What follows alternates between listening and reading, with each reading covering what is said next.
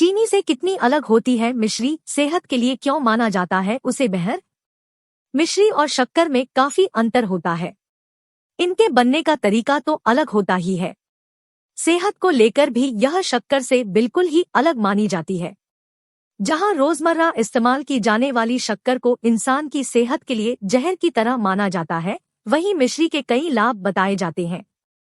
जिस तरह से भारत और दुनिया में डायबिटीज का विकार फैल रहा है, लोग मीठे में चीनी या शक्कर के विकल्प भी तलाश रहे हैं। वे यह भी जानना चाहते हैं कि क्या ऐसे में उन्हें मीठा खाना पूरी तरह से बंद कर देना चाहिए या फिर उनके पास चीनी का कोई विकल्प भी है। कई लोग चीनी के विकल्प के तौर पर मिश्री का सुझाव देते हैं।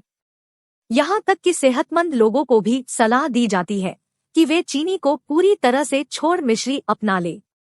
वैसे तो चीनी और मिश्री दोनों ही मिठास देने का काम करते हैं। देखने में दोनों में ज्यादा अंतर नहीं होता है, लेकिन दोनों में और भी अंतर होते हैं। कम लोग जानते हैं कि मिश्री भी अलग अलग प्रकार की होती है, लेकिन इनमें दो तरह की मिश्री खास तौर से प्रचलित है। एक मिश्री खास क्रिस्टल वाले आकार की होती है और एक जुड़े हुए क्रिस्टल वाली मिश्री होती है जिसमें डली धागे से जुड़ी होती है।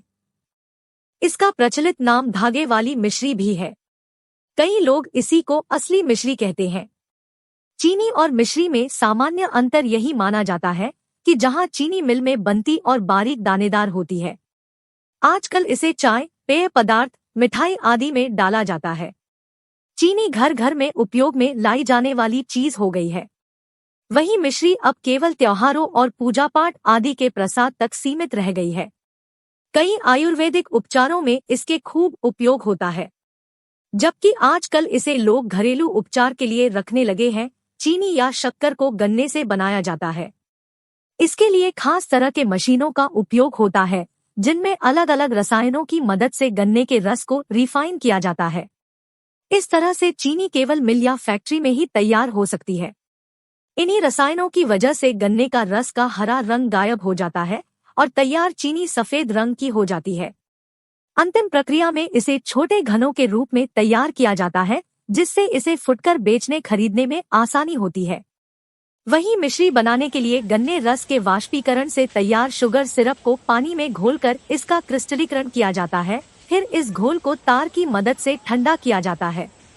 खास बात यह होती है कि इस प्रक्रिया में किसी भी प्रकार के केमिकल का इस्तेमाल नहीं किया जाता और इसीलिए मिश्री चीनी से ज्यादा फायदेमंद मानी जाती है। जहां मिश्री बनाने में बहुत मेहनत लगती है, मशीनों की मदद से चीनी बनाना आसान होता है और इसीलिए चीनी मिश्री की तुलना में सस्ती भी होती है। रसायन रहित होने से ही मिश्री चीनी की तुलना में बहुत फायदेमंद हो जाती है, ऐसा माना जाता है। जहां चीनी खाने से खून में शुगर बढ़ जाती है।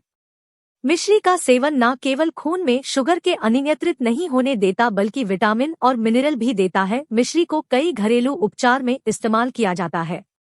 इसे सौंफ, इलायची, मक्खन, दूध, आंवला आदि के साथ उपयोग करने से अलग अलग फायदे बताए जाते हैं। कहा जाता है कि अकेले ही मिश्री खाने से खांसी में आराम मिलता है। वैसे तो चीनी खून में शुगर बढ़ाने के लिए खास तौर से जानी जाती है, लेकिन इसका मतलब यह नहीं कि यह डायबिटीज में यह चीनी का विकल्प बन जाती है। जबकि वजन बढ़ने में इसी चीनी की तुलना में भूमिका बहुत ही कम होती है।